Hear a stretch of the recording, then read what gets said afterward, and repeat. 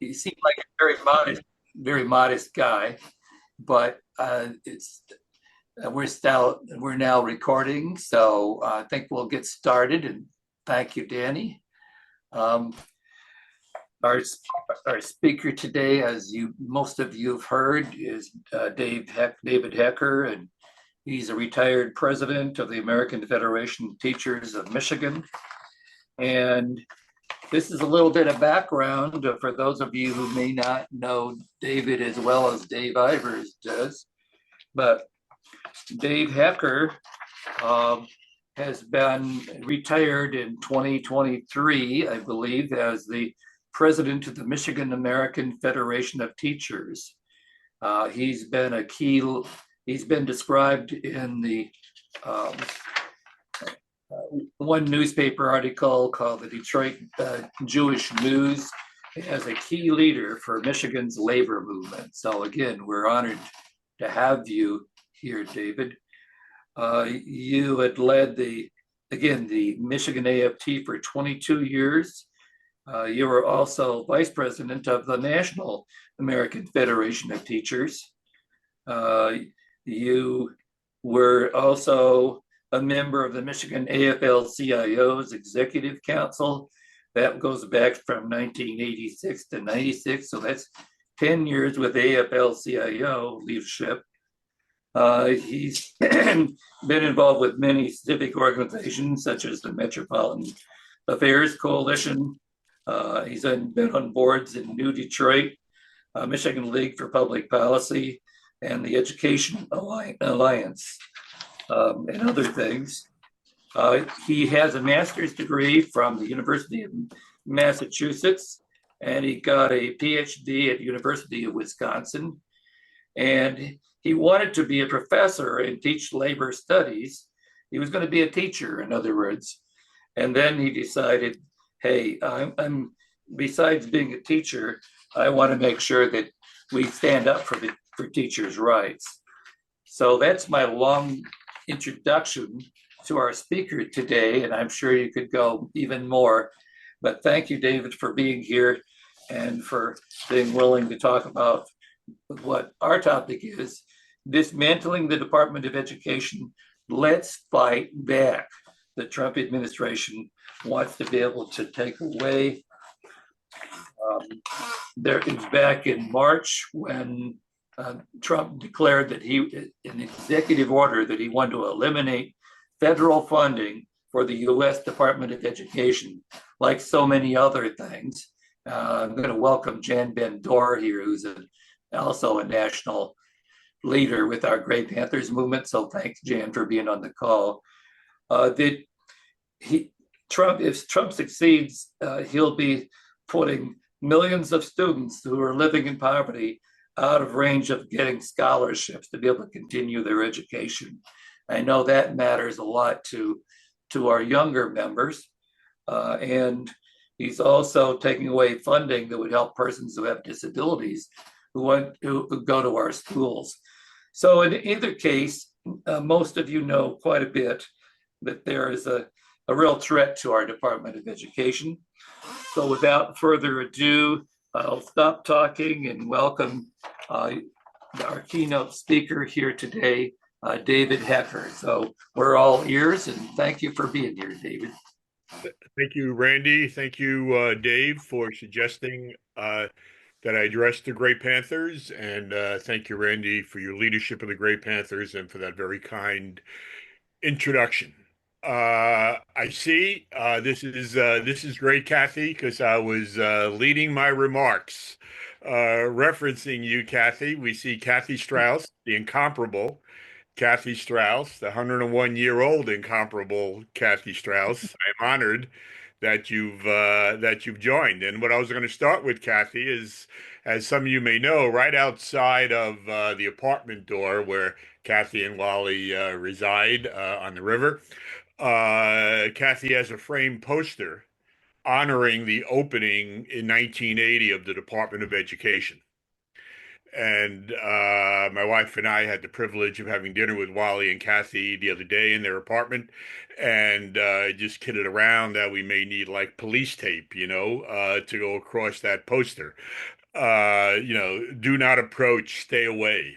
Um, it's really what is going on is needless to say, almost unbelievable. So thank you, Great Panthers, for all of your work, and I'm proud, as Randy said earlier, to perhaps be your newest member here in Michigan. As my national union has asked, if Trump succeeds, who will support, as Randy said, the millions of students living in poverty, living with disabilities, or relying on financial aid to go to college or pursue a trade? By working to eliminate, as you know, the Department of Education by striving to destroy what he's doing, higher education, he's really doing what Republican leaders do so well and so much better than perhaps my political party does. What the Republicans do so well is eliminate or undercut the institutions that provide hope and opportunity to working families. We don't do so well in undercutting the institutions that support what they care about, but they do a very good job of undercutting our institutions. And hope and opportunity to everyone, regardless of gender, race, gender identity, faith, sexual orientation, uh, hope and opportunity for all. But if you eliminate or severely undercut education, um, the Trumps of the world will always be able to use bigotry to have far too many people vote against their own interests and their own family interests. And the more uneducated voters there are, the more likely the Trumps of the world win. So destroying the Department of Education just perpetuates exactly what Trump and his minions want to perpetuate. Gutting the department will mean fewer teachers, fewer support staff, more crowded classrooms, increased behavioral challenges, increased mental health challenges among our kids. So let's first this is key in on Michigan and what money Michigan gets before cuts from the Department of Education. And like many of 80% of the money for Michigan schools comes from the state. But that extra 20% from the feds makes all the difference in the world. So the department provides about 1.4, finds support for over 1.4 million Michigan students. There's the Title I money that Randy mentioned for low income communities. We received $541 million for Title I schools that serve over 640,000 kids. We received $500 million for 200,000 kids who receive help like speech services, Michelle, reading support, or other assistance to get to their appropriate grade level to make sure there's accessibility for students with disabilities. We get 37 million for before and after school programs to support working families and for clubs to help our kids lead well-rounded lives. We get 13 million for ESL kids. We get 12 million to support students in military families or on Native American reservations. DOE also provides Michigan with funds for the development of our workforce. 64 million for career and tech education. 125 million to provide the skills and access to services that many folks need to land a job. DOE also invests in 2 and 4 year colleges and trade development, providing $52 billion in federal student loans, 793 million in Pell Grants, 10 million to support students enrolled in Michigan's 6 minority serving institutions, and 33 million to help underrepresented students succeed. And finally, DOE provides Michigan with money to support our schools and strengthen our communities. There's 4 million to support our kids' mental health. There's 10 million to address the teacher shortage issue, which has been an issue for a number of years now. And again, you eliminate all this funding, or you eliminate a good chunk of this funding, you are eliminating hope and opportunity for so many people, their kids, their grandkids. So that's an overview of the money Michigan gets from the U.S. Department of Education. So what has Trump actually proposed? So on May 2nd, he put forth his blueprint for the 25-26 budget.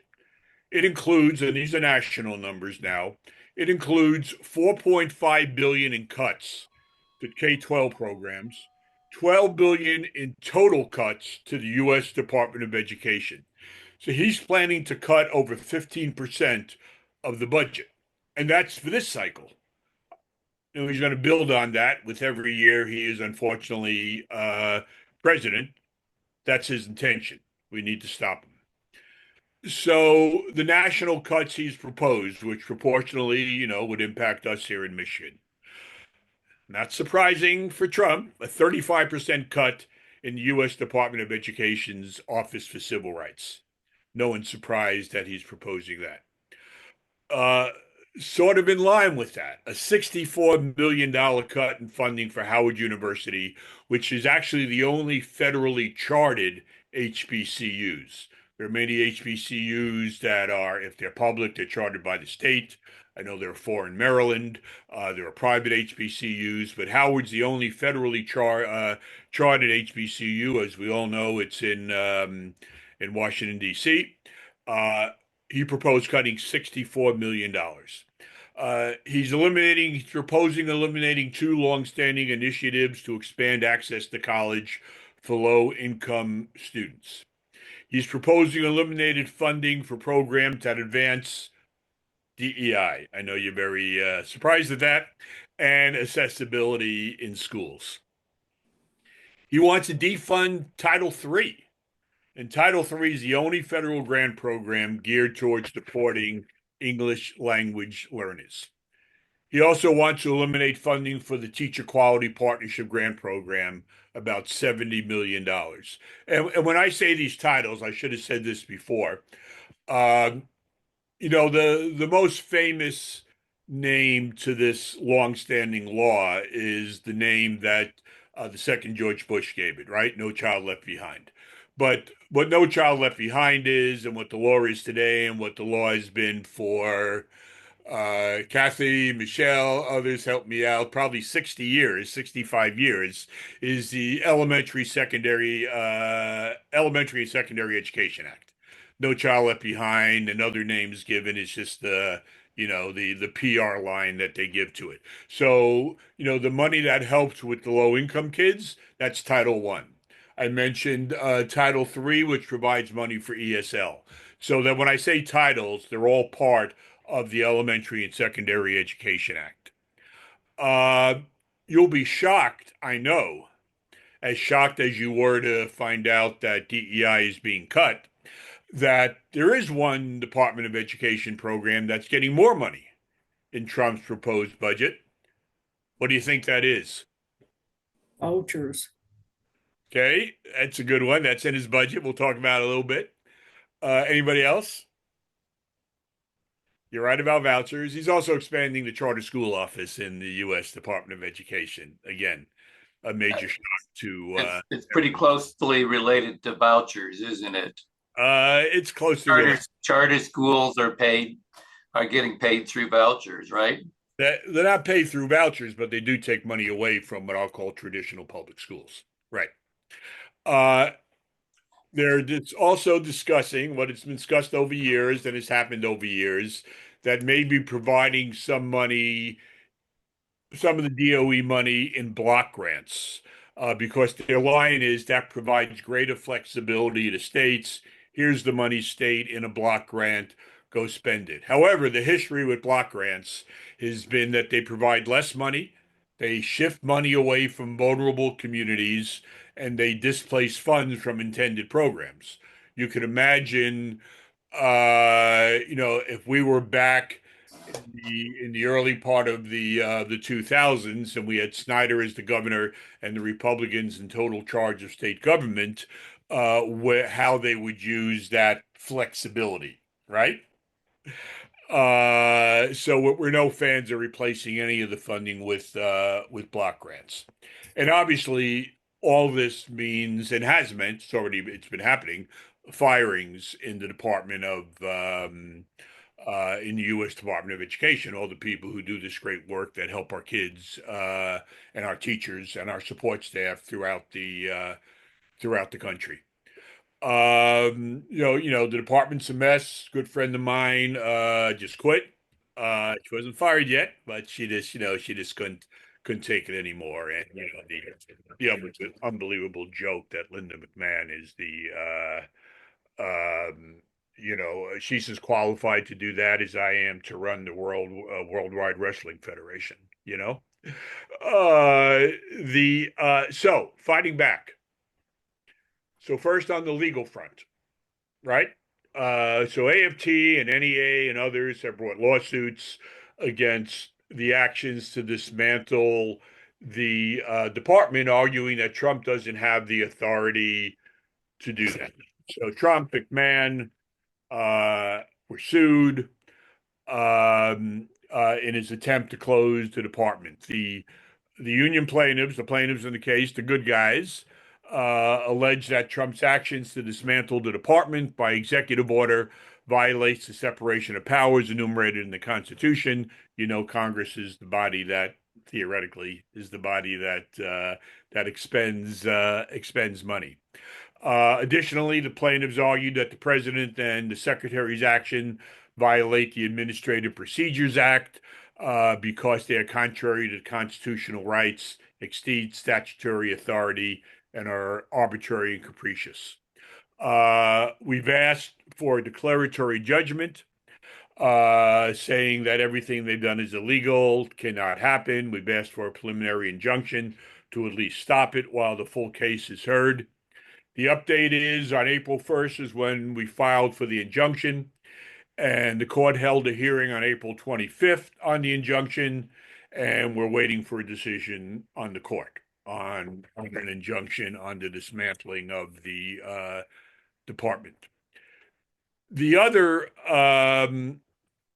the other issue, which there are lawsuits concerning AFT, NEA, and NAACP, is the Dear Colleague letter that the department sent out to education organizations, K-12, higher ed throughout the country, which basically says if you do anything involving DEI, any aspect of DEI, we're going to cut your funding. Trump, this follows Trump's he had an executive order called radical indoctrination that bans, that threatens to withhold federal funding from schools with DEI programs, as I mentioned. So those letters went out. In the higher ed world, different universities have responded differently. The, thank God, former president of Columbia, and I say thank God former, completely folded over, and I'm going to say this honestly, a mere $400 million that was threatened. And I say a mere $400 million because Columbia has $14.5 billion in their endowment, and it's also Columbia's. So get on the goddamn phone and raise another $400 million, But she folded. Harvard is standing up. Other places are standing up. Some places are not. Let me give an awful lot of credit to our state superintendent of public education, Michael Rice, who said, we're sticking with DEI. Forget about it. We're sticking with DEI. So the update on this Dear Colleague letter, totally anti-DEI. If you support diversity, equity, and inclusion, you're going to lose a ton of money. There was a hearing on the AFT lawsuit on April 18th regarding an injunction. And on April 24th, the judge issued a preliminary injunction preventing the department from implementing what they laid out in what's called the Dear Colleague letter, finding that the Trump administration violated the Administrative Procedures Act. So USDOE currently does not have the authority to implement what's in the Dear Colleague letter. Um, of course, there'll be appeals, but that was a major win to at least get that injunction to stop it. And then, as was mentioned earlier on in my remarks, his proposal has a voucher proposal in it. Again, no one's surprised. In his proposed budget, rich people would give money to a voucher fund, but then they would get a tax write-off for that. So it's a circuitous way of using public money to fund private education. It's no different than if the state ran or the federal government wrote a check directly to a private school for a child to go to that school. Although, as you know, the money provided is never enough money to help any kid get the education, and of course, it severely undercuts public education. You probably remember because you. No question in my mind. You all, well, those of you of age at least all worked on it. In 2000, in this state, we defeated vouchers 2-1. The So that's been the legal opposition to date, going through the process, appeals. You know how all that works, but you also know that while these lawsuits are imperative and we have to do them and all that, you don't change. Lawsuits are not the answer for stopping bad things or bringing about positive social change. As landmark as the incredible decision argued by Thurgood Marshall was on Brown v. Board in 1954, it wasn't like in 1955 racial discrimination in our schools ended. It hasn't ended in 2025. But there's been progress, and that progress is because of all the organizing that's gone on since the 1954 decision. So an incredibly important decision, but we have a ways to go to fully implement that Supreme Court decision of 70 years ago. But the progress we've made is all because of organizing. So, it's using every tool in our toolbox, obviously the legal challenges, but it's organizing. And, that's what you do. That's what the Gray Panthers do. So I'm not telling anything you don't really, know about what needs to be done. One thing we have to, in the next 18 months, we have to look towards the 2026 election. Uh, they usually work against, as you well know, the party in power. The hope is it'll work even more that way, given his low approval ratings. But that could change. Because my ongoing concern is far too many Americans don't care what he does, as long as what he does is he throws black and brown people out of the country. And when I say black and brown, I should also include all people of color, including obviously Arab Americans, who, as you know, technically are considered white.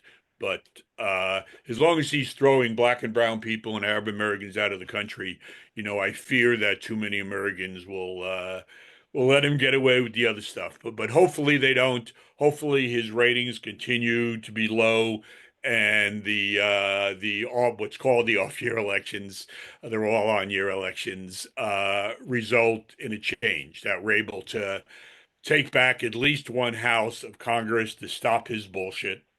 In Michigan, it's going to be a tough fight to hold on to Gary's seat, regardless of who the candidate is, the candidates are in that race. But we have to build towards the 18 elections, get the candidates we need, get out there campaigning, and also obviously on the state level, need to do the same. Obviously, as we build for that, we just don't sit back, as Gray Panthers never do, and just work towards the 18 election and work for things to happen. We need to do the stuff we do now. You do now. Contact congressional representatives. I have little doubt that on all these issues, our Democratic representatives will be solid. People from the other party probably not so much, But it's even important for our Democratic elected officials to hear from us. Although, they're going to be where we want them to be, it helps them to be able to stand up and say, I got letters from 100 constituents, all, opposed to what Trump's doing. It helps their standing. So it's good to do, very important to do if you live in a district that is not represented, is that it's represented by somebody who supports Trump, but it's also important to do in my district, the 11th. We need to share our stories. As I looked at this crowd, for most people, what would cuts mean to your grandchildren's education? Those direct stories, not just, a number like I threw out earlier, which, is a big number, but it doesn't pull at the heartstrings, right? What pulls at the heartstrings is how that number uh, impacts someone's grandkid, someone's niece, nephew, someone's child, etc. So, telling those stories, sharing those stories, speaking with as many individuals as groups as possible. If it's a family member, if it's your next door neighbor, if it's your coworker, whoever it is, just have those conversations. One thing I'm sure you've all experienced in your lives of activism highlights the importance of these conversations is not a lot of people make links, in things like, I opened up earlier and said one thing the Republicans do extremely well that Trump is doing with the Department of Education is undercutting the institutions that support what our values are. Uh, and a lot of people don't make those direct links, right? What the impact is on my grandkid. And it's important we have those conversations to make those links for people. Letters to the editor, comments online when you read a story in the Free Press News, the Times, etc. All that kind of stuff you always do. And then,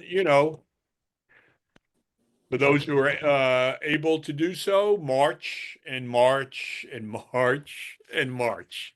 I'm going to mention a former leader of the Michigan Metro Detroit Gray Panthers, who I'm sure so many of you knew so well. Just an incredible human being, Ethel Schwartz. I remember two instances, and I wouldn't be surprised that people like Michelle and Dave and others remember these instances. There used to be a credit union in what was the Northland parking lot, represented by OPIU.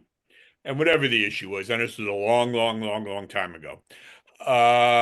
We had a picket line there. I don't think they were on strike, but we had a picket line there.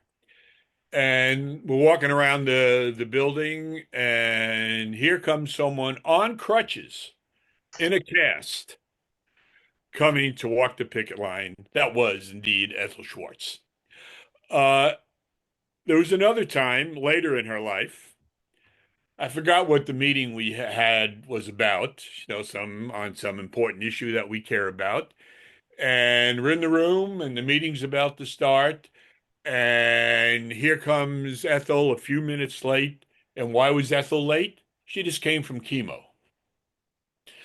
Uh, and, this doesn't pertain to any of you who are always out there and always fighting. But, I raised those two stories. One, to honor the fantastic Ethel Schwartz. But also when people tell you, it's not you, you're always out there. When people tell you, well, I really can't do it, I don't have the time, or et cetera, et cetera. If Ethel Schwartz could get to a picket line on crutches and a cast, or come to a meeting after chemo, there was a great sign at the demonstration when Trump was here at Macomb Community College, which said, and I'm gonna, if you ever wondered what you would do during slavery, the Holocaust, and the Civil Rights Movement, you're doing it now. And so, marching and marching and marching and being out there in big numbers, and it all makes a difference. No magic pill, no we do this one thing and we resolve this. it's everything we've talked about. So I'm going to conclude with that, and obviously comments, questions, discussions will be the best part of this. So thank you again.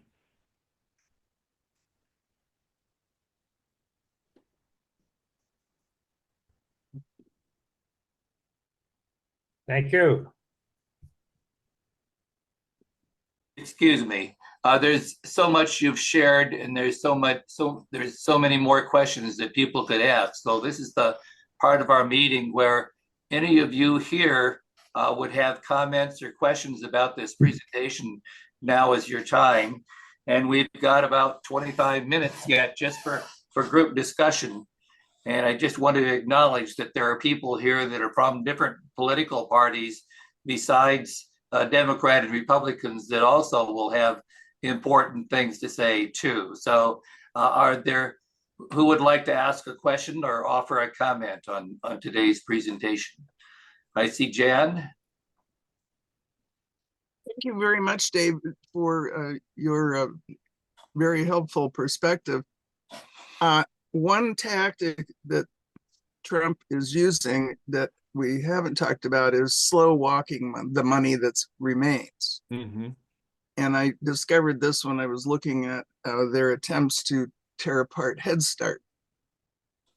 That for the rest of the year, you'll have your money. Now you might have it 2 months late and you won't be able to pay your staff or any of your orders for food.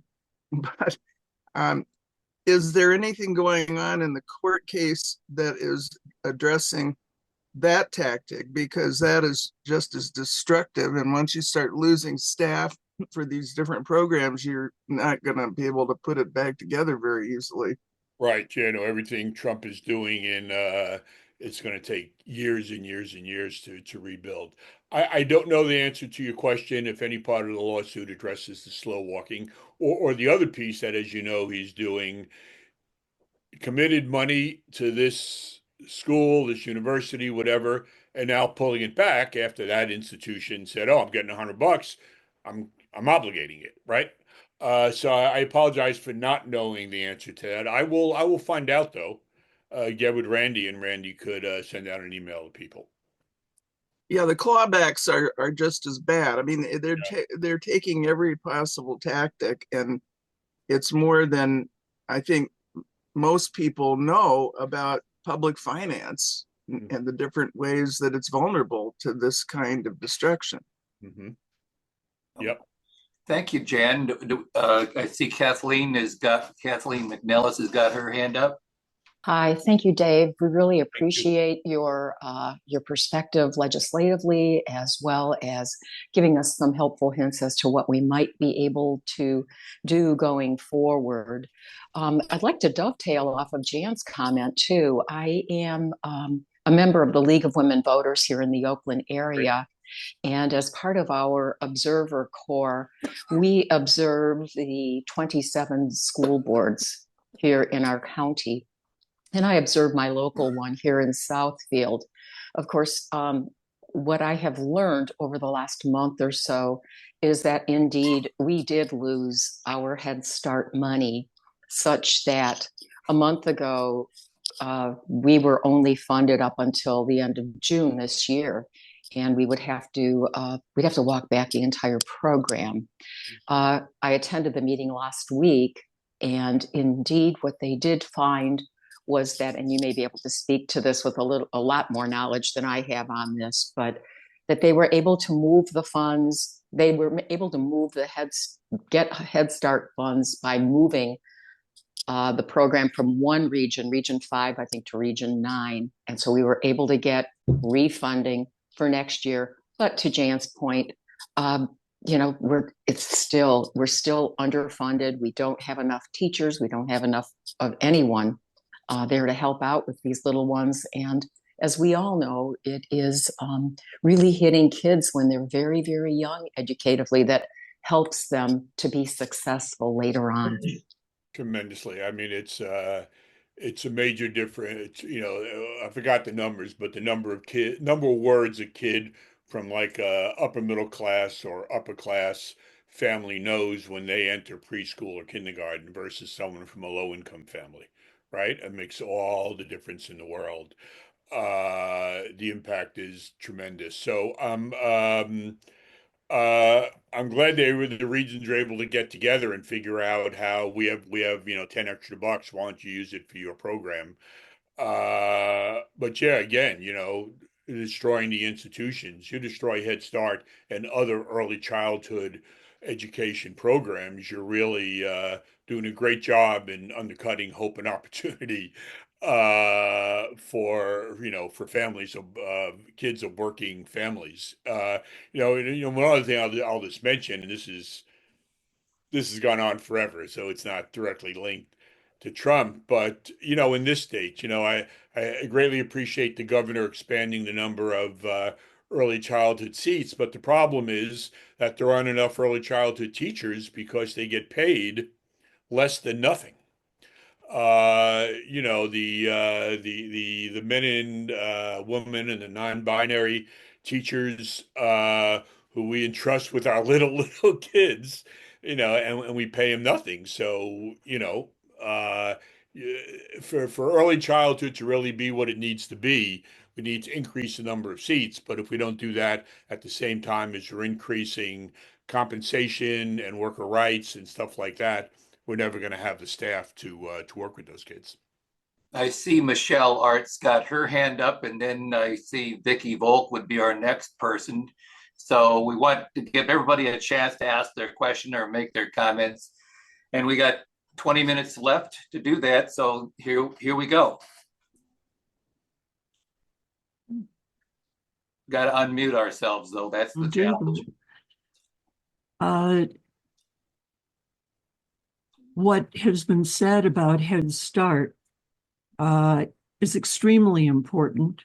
When I was a speech pathologist with Detroit Public Schools, I could tell the difference of those children who had gone to preschool, Head Start, and any other preschool when they walked in the door.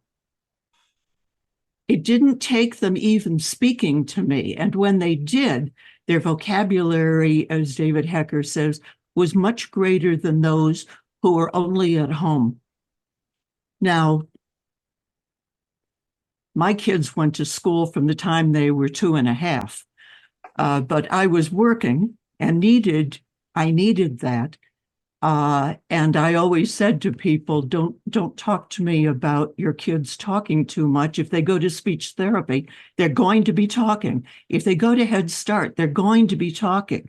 They understand that other people have ideas and they want to know about them, or other people have toys and they want the toy. But they learn to communicate with other people. And that raises their ability to understand about reading and about math. It's unbelievable, the difference. So I just put in that personal comment because it's something I saw and could see just walking in the door with their confidence and their relation to adults, their relationship with adults and with other kids. So I just wanted to say that. The other thing that I wanted to ask, how do people find out about demonstrations? Not everybody who we're in touch with is on Indivisible or some of the other chats. But I've been in meetings with union activists who never heard about any of the demonstrations. So they're not going to show up on the 14th of June for the nationwide demonstration, No Kings. They're not going to show up for any of the other demonstrations. They know about their local issue, but that's all they know about. So if you have any insight, I'd appreciate that, David. And that's a real issue, and it's something I still get some notices, but I get far less. That I'm, having been president for a couple of years of AFT Michigan, and I'll tell you the Sunday before the Tuesday that Trump was at Macomb Community College, my wife and I did not know of any demonstration going on. and then found out that Sunday, so we were able to go on that Tuesday.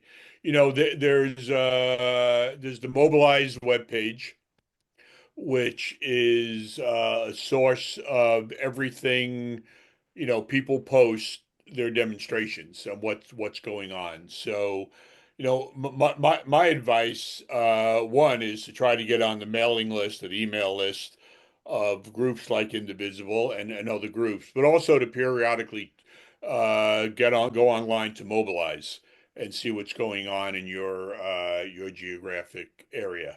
But you know, one great thing about all the demonstrations going on is, you know, it isn't one person in the state. It isn't a top-down kind of thing, right? It's all these fantastic groups like Indivisible, Great Panthers, and others who are doing these demonstrations. A drawback to that, that's fantastic. A little drawback to that is there isn't one body sending out, you know, all the notices to everybody who might be interested. So I would suggest getting an email list, but also go online to Mobilize and see what's happening in your area.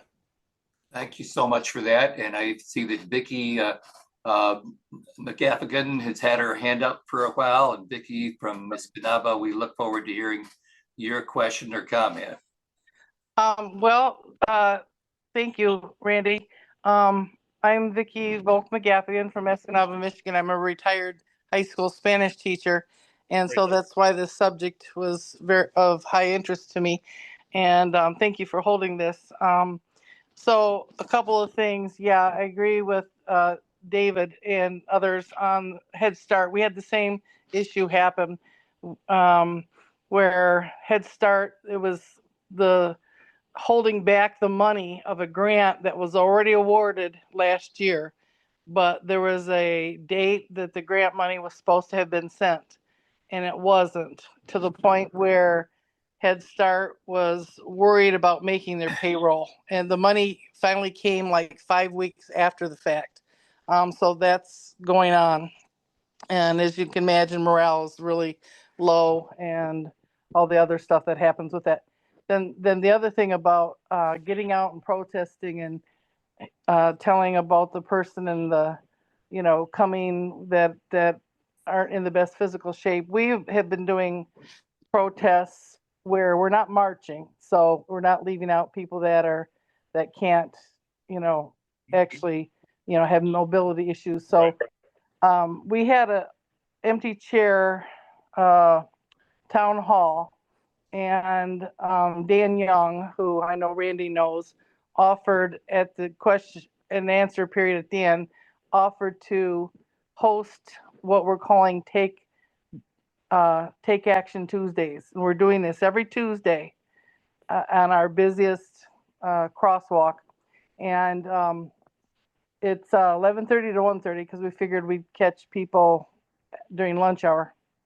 And so we've met now. Let's see. That was back. Well, this last one was our 12th one. So we've done it 12 weeks in a row, rain or shine, sleet, snow. We've had it all. We've had people with mobility issues that are in wheelchairs. We've had people bring their camp chairs, and it's been really wonderful. And we've put it in the paper. Let's see, we started it when we had our empty chair town hall meeting, which we made Rachel Maddow show with that. That was really cool. I love that. And then the other thing too, Mobilize, definitely.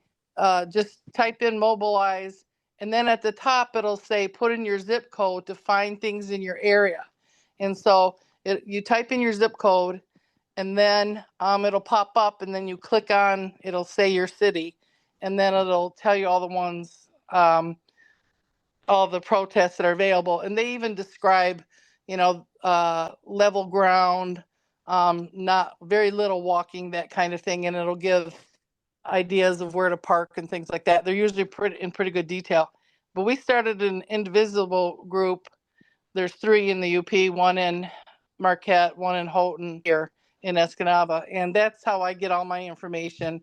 And you're right, the local stuff does come from your local leaders. So they have to be able to communicate by sending, and our person who's in charge is doing a good job of letting us know, because they're popping up and sometimes you have 2 days notice. Yeah.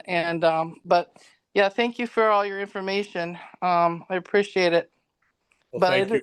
it is important to keep out there, to keep standing out there with our signs and just be there as much as we can. Thank you. Well, thank you.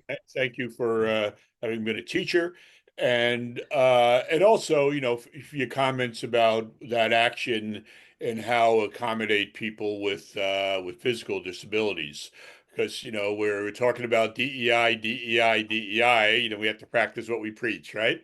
And that includes making sure there's accommodations and ways for people with physical disabilities to engage in these protests. So thank you. I'm gonna we only have 10 minutes left here for our meeting, and I know there's a lot of people that also wanted to ask questions. And I know Kathleen, you've had your hand up for a while now. If we can do it really, if you could just make a comment, and then we could have maybe 2 or 3 people ask questions, and then we could have more time for David to be able to respond to 2 or 3 questions maybe at one time. That's maybe one way we can hear more people. All of you all are very smart people on this meeting, and I want to make sure anyone who's not had a chance to speak yet can at least ask a question during the last 5 minutes. And I have an announcement also to offer to people who are on this call. So Kathleen, if you can just ask the question, we won't have time to give the whole 9 yards about the background for the question. Is that okay? No background, just a website, dovetailing again off of what Vicki had shared, and that is that our very own Gray Panthers of Metro Detroit website is run primarily by our director, Danny Foster. Danny is very, very good about lifting many, many opportunities for demonstrations and for Zoom meetings, et cetera, et cetera. You can access that at Gray Panthers Metro Detroit.org, and I'll go ahead and lift that into the chat. There's an actual peace and justice section there. Thank you. Big calendar of events in there too. That Danny's been an amazing person who's on our board, and also has been an active student who's engaged with younger people. For those who don't know, Gray Panthers has a goal of being intergenerational, that we care about issues that affect people of all ages, including, of course, children in schools. Who else would like to ask a question of Dave before we got room for 2 more questions here? Okay, I see Jeff, and I see Kathleen, some hinting of something there. Jeff, do you have a question or a comment? Quick. For a quick comment, also to remember that through this process and cutting the Department of Education, coupled with that is cutting back on Medicaid, which also helps fund a lot of programs in the schools, is supporting those children that need the medical insurance, that need the support and special ed and other things. So yeah, it's even a bigger issue, especially when you're talking about education. So that's it for me for now. Thank you, Jeff. Thank you.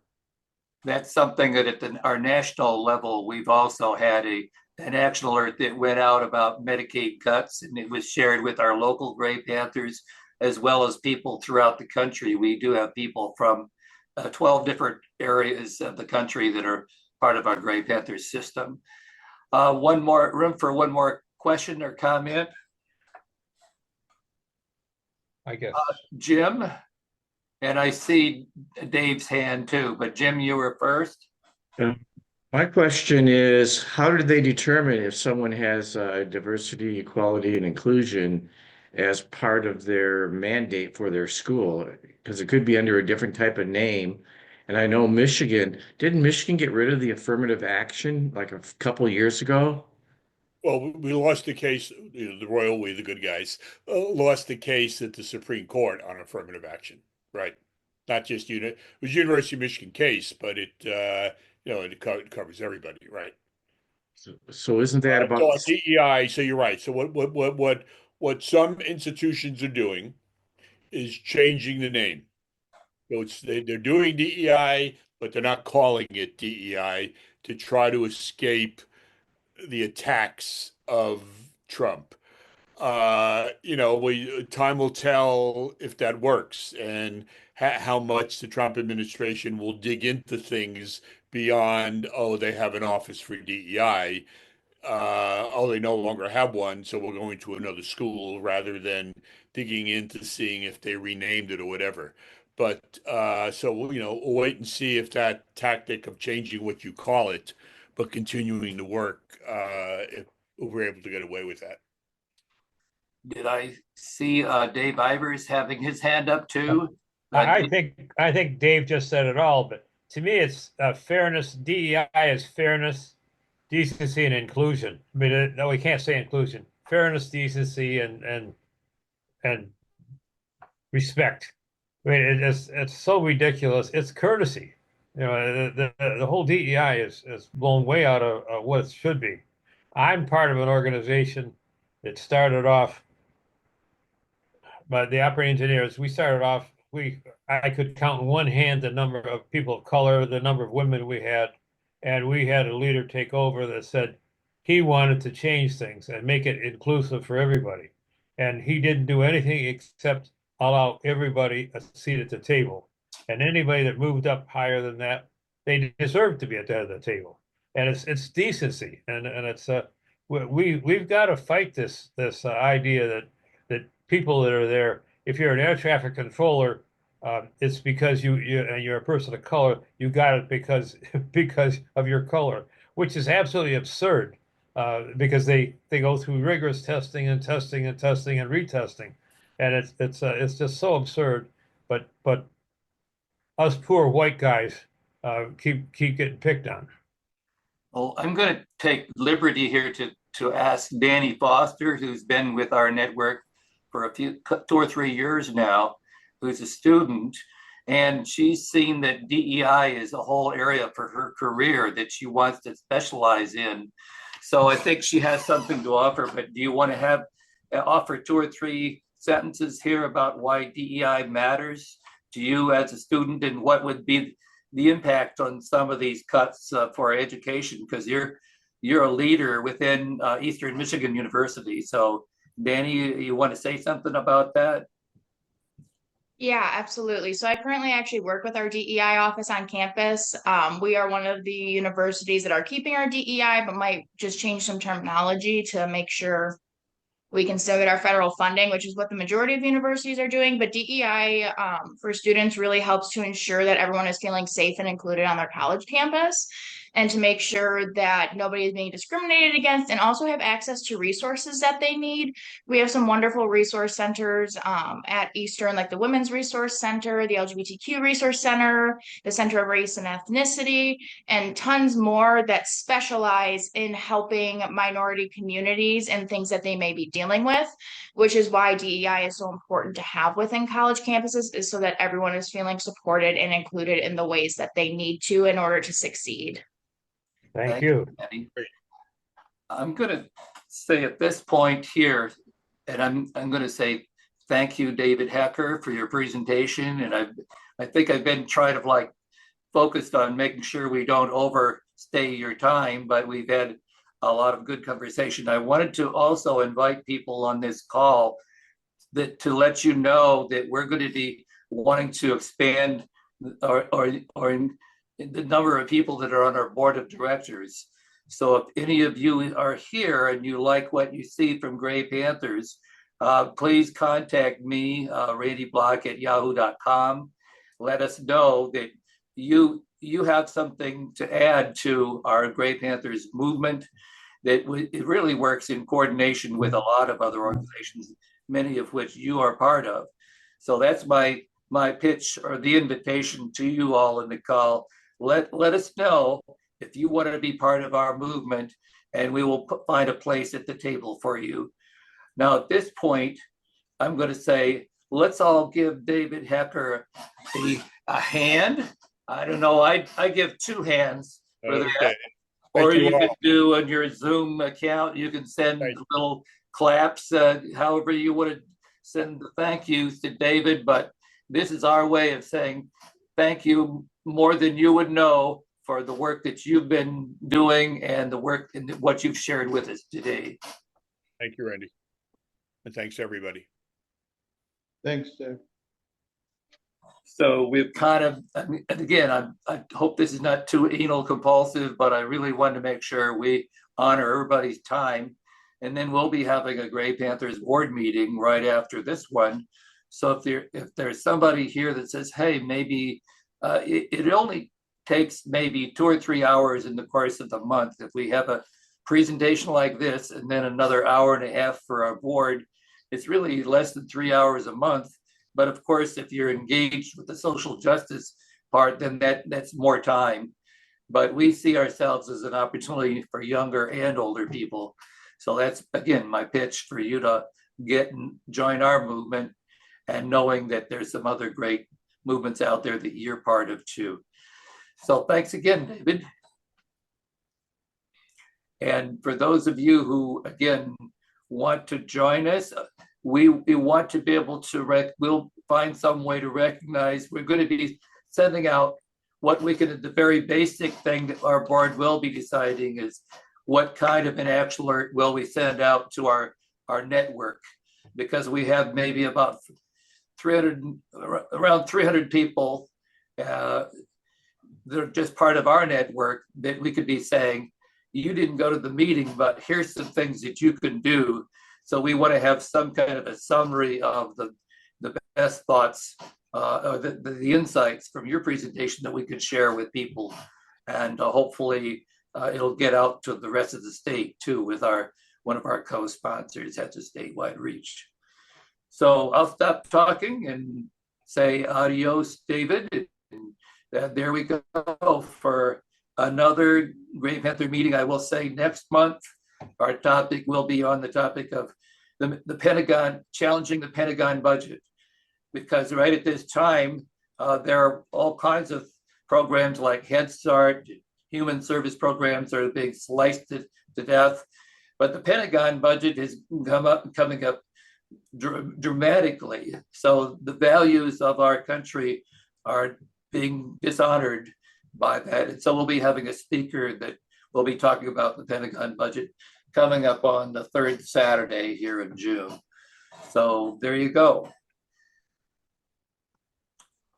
So I'm gonna, again, I keep saying goodbye, but those of you who are in the board, if you want to stay and observe what